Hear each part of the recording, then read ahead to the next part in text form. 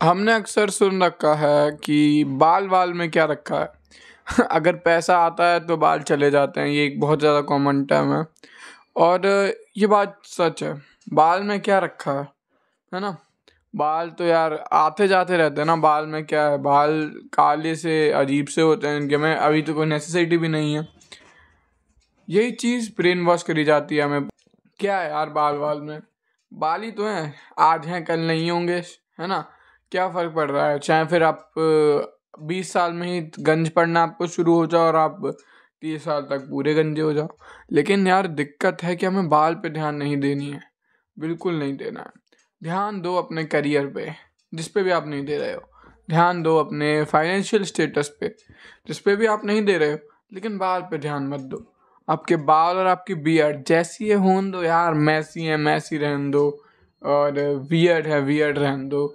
आप अजीब से दाढ़ी वाले बाबा दिखते हो तो वैसा ही रहने दो भाई। Grooming, well dressed well groom बंदा, क्या वॉट ब्रो, वेल मनी बंदा बनो, वेल मनी बंदा भाई। चाहे फिर तुम बेगर दिखो लिटरली भाई, क्या कर रहे हो तुम। बाल में प्रोडक्ट लगाना छी, बालों को स्टाइल करना डबल छी, और बियर्ड पे ध्यान देना वो तो अल्ट्रा सुपर मेगा छी। ये मॉडर्न मेंटालिटी लेके आजकल के सो कॉल्ड सब ह्यूमन जो हम भी हमारे बीच में रह रहे हैं वो रहते हैं। टेक्निकली देखा जाए तो विमेन इस मामले में कम से ज़्यादा काफ़ी अच्छी हैं, नहीं उन्हें इस मामले में कम से काफ़ी ज़्यादा नॉलेज है और वो इस चीज़ का काफ़ी अच्छा यूज़ कर रही हैं। विमेन के लिए उनका जो बियर्ड पार्ट है वो नेग्लेजिबल, मतलब नेग्लेजिबल क्या, बियर्ड पार्ट है ही नहीं। और उनके जो हेयर पार्ट है वो भी मतलब टेक्निकली मैक्सड आउट ही होता है जब से वो बॉर्न होते हैं, क्योंकि वो हेयर को ग्रो करने देती हैं, उस पर काम करती हैं। तो ये समझो वो हेयर के लिए परफेक्शन पे हैं बिल्कुल। अब वो बात अलग है कि हाँ कुछ हैं, लेकिन वो विमेन स्टाइलिंग है, उस पर नहीं जाते हैं, वो थोड़ा कॉम्प्लिकेटेड है। लेकिन अगर देखा जाए तो विमेन यूज़ करती हैं मेकअप को इस तरीके से जिससे वो और सुंदर दिखती हैं। और काफ़ी आपने देखा होगा बिफोर एंड आफ्टर मेकअप वैसे बिल्कुल ज़मीन आसमान का अंतर होता है। और ये बात जो है ये कोई उड़ते तीर नहीं है कि भाई ऐसा होता होगा कहीं पे। ये चीज़ हम भी जिस वर्ल्ड में आप, जिस यूनिवर्स में आप रह रहे हो उसी की चीज़ें हैं, उड़ते तीर नहीं दे रहा हूँ मैं।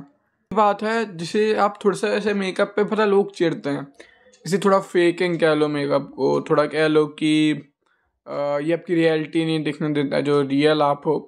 लेकिन वो सब ठीक है यार, you can hate the game but not the player.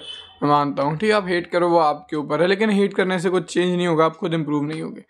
अभी मैं आपको बताने वाला हूँ मैन का मेकअप। और मैन का मेकअप होता है उनके हेयर और उनके बियर्ड। मेरे अभी गंदी सी बियर्ड होगी हुई है।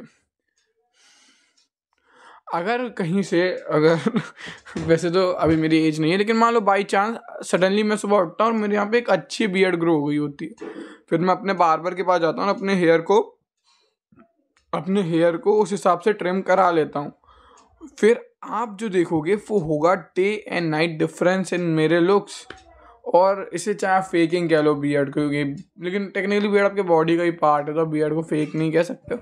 लेकिन एक तरह से मास्किंग कह लो कि आप अपने फेस के जो फ्लॉज हैं उन्हें मास्क कर रहे हो विद हेयर्स। लेकिन beard day and night difference बनाते हैं, और उससे ज़्यादा डे एंड नाइट डिफरेंस बनाते हैं वो है हेयर्स आपके। मैं पता टेलीग्राम के सीईओ की ट्रांसफॉर्मेशन का बहुत ही बड़ा फ़ैन हूँ। मैं उनकी पिक्चर्स लगाता हूँ, उनकी रिसीडिंग हेयर लाइन। और उसके बाद अब जब वो ने हेयर लाइन फिक्स कर लिया है बाय सर्जरी या फिर मतलब प्लास्टिक सर्जरी जो होती है वो हेयर ट्रांसप्लांट या फिर वे प्लास्टिक सर्जरी वगैरह से उन्हें विक्स जो भी हेयर का करवाया होगा, जो भी उनका मतलब है, तो उससे है ना। साथ में मैं आपको दिखाता हूँ कि लोग कितना गंदा वो करते हैं, कितना गंदा एज करते हैं with their hair fall receding. तो ये है बंदा बिफोर हेयर फॉल रिसीडिंग, ये है बंदा आफ्टर हेयर फॉल रिसीडिंग। तो बिफोर एंड आफ्टर में मे बी शायद कुछ ही ईयर्स का डिफरेंस है, लेकिन बंदे की जो लुक्स हैं उसमें डे एंड नाइट का डिफरेंट है। वो लिटरली 45 ईयर इतना ओल्ड दिखने लगा है अपने ओरिजिनल सेल्फ से। अगर मैं अभी क्या करूँ, मैं आपके बाल पूरे उड़ा दूँ तो मे बी अब बुरे ना लगो, है ना। मे बी आप बुरे लगो, लेकिन मे बी आप बुरे ना लगो, it depends on face feature. लेकिन अगर मैं गलती से आपके बाल को इतना इतना कर दूँ ना, जो अजीब से गंज वाले होते हैं, आप बुरे लगोगे, चाहे फिर आपका फेस कितना ही अट्रैक्टिव हो। इसका पता है इसको फेक करना लोगों को लगता है कि यार क्यों फेक करो यार, जो रियल दिखाओ जो भी है, मतलब ठीक है। लेकिन मैं अगर आपको बताऊं कि इसकी फेकिंग का बेस्ट एग्जांपल है विराट कोहली। विराट कोहली को रिसीडिंग हेयर लाइन थी, तो उन्होंने क्या करा, अपने ये वाले जो हेयर है उन्हें थोड़ा पीछे करा लिया, जिस वजह से उनकी जो, और हेयर लाइन पे काम भी करा, जिस वजह से जो उनकी हेयर लाइन है, इंस्टेड ऑफ वो लुकिंग लाइक जो रिसीड हो रही है, उनका फोरहेड थोड़ा सा बड़ा लगने लगा है। उसका मेन ही रीज़न ही यही है। पता है मैं कितने सारे लॉन्डो से कह लो जो अपने हेयर और बियर्ड पे ध्यान नहीं देते, मैं उन्हें समझाता हूँ कि भाई यही है जो तुम्हारे लुक्स को ब्रेक एंड मेक करता है।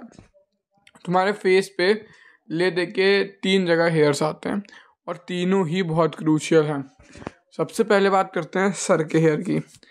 अगर एक बार आपको गंज पड़ गया, मैं इसके बारे में पहले बता चुका हूँ, तो आप बहुत गंदा एज करोगे, लिटरली बहुत गंदा। आप पता है अंकल लगने लगोगे भैया कैटेगरी से सीधा, एक बार अगर आपकी हेयर लाइन रिसीड हो जाती है, और फिर आपको कोई भी नहीं बचा पाएगा।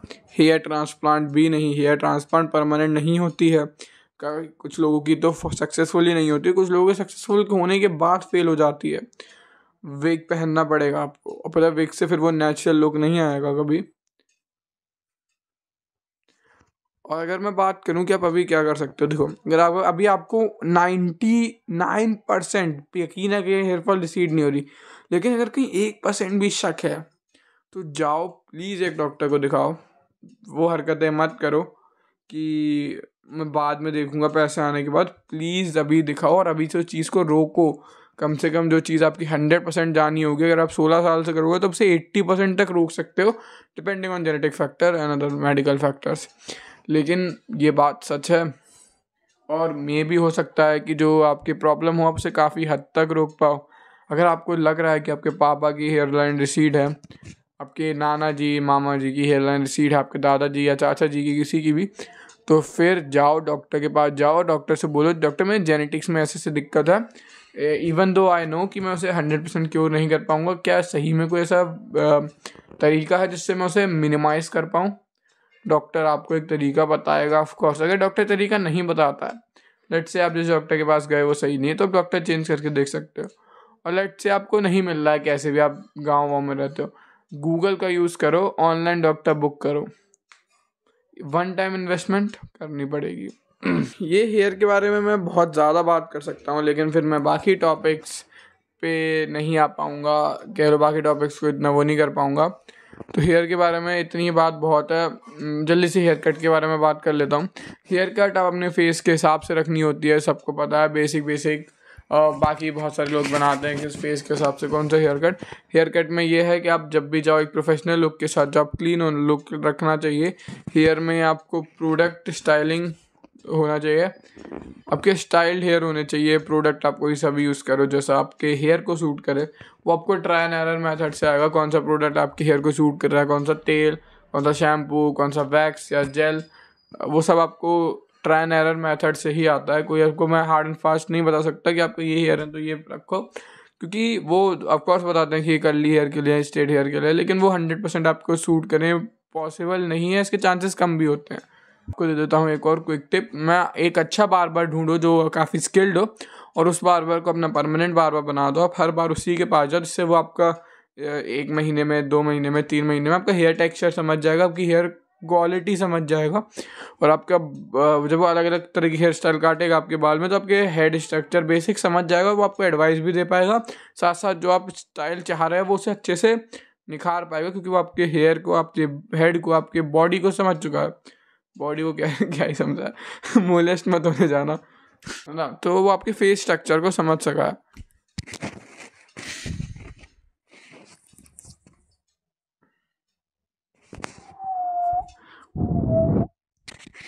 अगली बात जो करते हैं वो है आईब्रोज पे।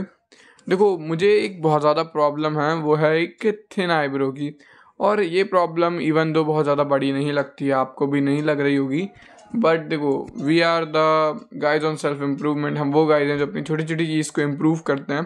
तो अगर आपके ये आपको 1% भी इम्प्रूवमेंट दे सकती हैं तो why not just get it, why not आप इस 1% को भी अचीव करो। मैं इन आईब्रोज पे काम कर रहा हूँ बाय यूजिंग मिनोक्सिडिल, और मे बी पहले से तो थोड़ा सा इम्प्रूवमेंट आया है। लेट्स से मैं आगे देखूँगा कि मैं इसे कैसे और इम्प्रूव कर सकता हूँ, और मैं आपको अपनी जर्नी शेयर करूँगा। अब तो आपको दिखने लगेंगी, लेकिन फिर भी अगली चीज़ जो मैं देने वाला हूँ वो है एक यूनिब्रो। अगर आपको आपकी आईब्रोज से जुड़ी हुई हैं तो प्लीज़ इन्हें शेप करवा लो किसी अच्छे से सैलून से, क्योंकि यूनिब्रो बहुत ख़राब लगते हैं। ये बहुत बेसिक हाइजीन में आता है, मैं आपको बहुत ही बेसिक बता रहा हूँ। आपके यूनिब्रो नहीं होनी चाहिए। अगर आपकी आईब्रो कहीं से भी ऐसे अजीब सी है, बहुत ज़्यादा जो इर्रेगुलर सी है, तो उससे शेप करवा लो। लोग कहते हैं ये फेमिनिन लगती है, तो इसका एक सिंपल रूल है, बहुत ज़्यादा शार्प मत करवाओ इन्हें एजेस पे, बिल्कुल। और इसे हल्का सा नेचुरल लुक देने दो, हल्का सा जो गोलाई है, जो इम्परफेक्शन है उस पर जान दो, एकदम बिल्कुल शार्प लुक मत कराओ, क्योंकि शार्प लुक से पता चलता है कि आपने वहाँ जाके कराई है। इसे हल्का सा एक इम्परफेक्शन रहने दो आईब्रो में। बहुत ही ज़्यादा काम की टिप है, वरना फिर एक बंदा है, आप वैसे देखने लगोगे, मुझे अब इसका नाम याद नहीं आ रहा है, लेकिन वो बहुत ही ज़्यादा मैस्कुलिन है, दाढ़ी वाड़ी भी, लेकिन वो बहुत ज़्यादा फेमिनिन लगता है।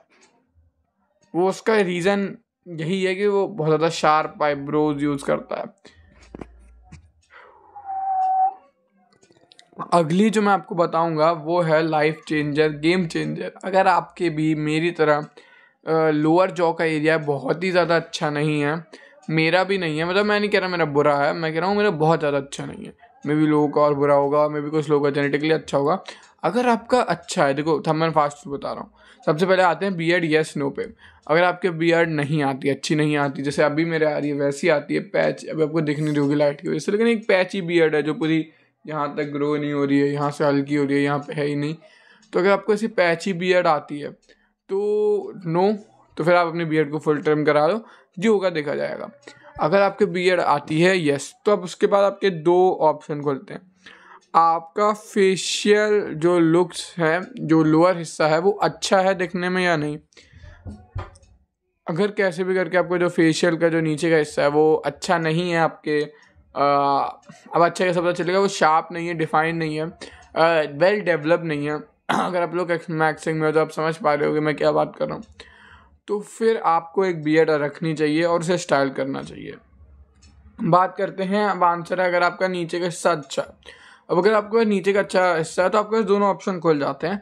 या तो आप बिल्कुल ट्रिम करके शेव करके रख सकते हो, अगर आपके नीचे का हिस्सा अच्छा है और बियर्ड भी अच्छा है तो फिर आप थोड़ा सा मॉडल कैटेगरी में चले गए हो, फिर तो आप मतलब जो चाहो वो कर सकते हो। आप ट्रिम करके रख सकते हो इन्हें, बिल्कुल शेव करके रख सकते हो, और फिर भी आप अच्छे दिखोगे। लेकिन मैं चाहूँगा कि आप एक बार इन्हें ग्रो करके एक्सपेरिमेंट करो, मे बी आप और अच्छे लगो। और अगर आप थोड़े से ऐसे हो तो मैं कोई टिप दे दूँ, अपने स्टाइल को चेंज करते रहो। लेट से आप 3 महीने के लिए क्लीन शेव हो गए, उसके बाद आपने हल्की बियर्ड ग्रो कर ली, तो इसलिए और स्टाइल को चेंज करते रहो। कभी आपने बियर्ड बड़ी कर ली, कभी हल्का सा लाइट स्टेबल रखा, इसलिए ये तो आपके फेस को थोड़ा सा क्या कहते हैं उसे नोबेलिटी देता है, मतलब आपका फेस न्यू लगता है। जो भी आपको बार बार देखेगा उसे एक सेम टाइप का नहीं लगता। अब आते हैं इन पहले बंदों पे जिसके एक तो फेशियल स्ट्रक्चर अच्छा नहीं है लेकिन वो बियर्ड रखे है। अपनी बियर्ड को नीचे से यहाँ से ऊपर रखना और इसे शार्प कराना, जिससे कि आपको ये वाला हिस्सा जो है वो थोड़ा सा आगे ग्रोन लगे।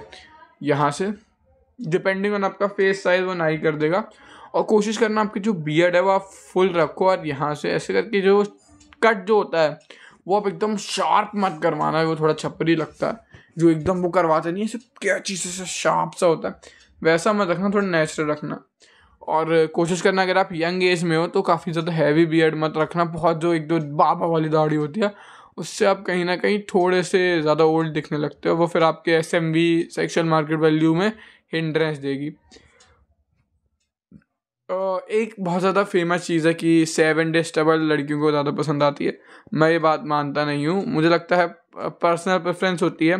मे बी आप पे 7 डे स्टेबल अच्छी लग रही हो, मे बी यूरोपियन लोगों पे 7 डे स्टेबल अच्छी लगती हो, मे बी आप इंडियन हो आप पे 10 डे की जो बियर्ड है वो अच्छी लगे, या मे बी आप पे स्टार्टिंग में इंडियंस के बियर्ड जेनेटिक्स अच्छे होते हैं, है ना, ब्राउन पीपल के, तो मे बी आप पे जो पहले 1-2 दिन में ही आ जाती है वो। लेकिन वो जो 7 डे स्टेबल है, मतलब वो लाइट बियर्ड होती है, क्या पता आप उससे ज़्यादा जो बड़ी बियर्ड अच्छी लगे, क्या पता आपके ऊपर बियर्ड अच्छी ना लगे। तो देख के हिसाब से अपने फेस को एनालाइज करके आपको ये सब करना है। अब बात आते हैं उन बंदों पे जिनका फेशियल स्ट्रक्चर भी अच्छा नहीं है और साथ साथ में बियर्ड भी नहीं आती है यार। यार लाइफ सक्स ब्रो, होता यार।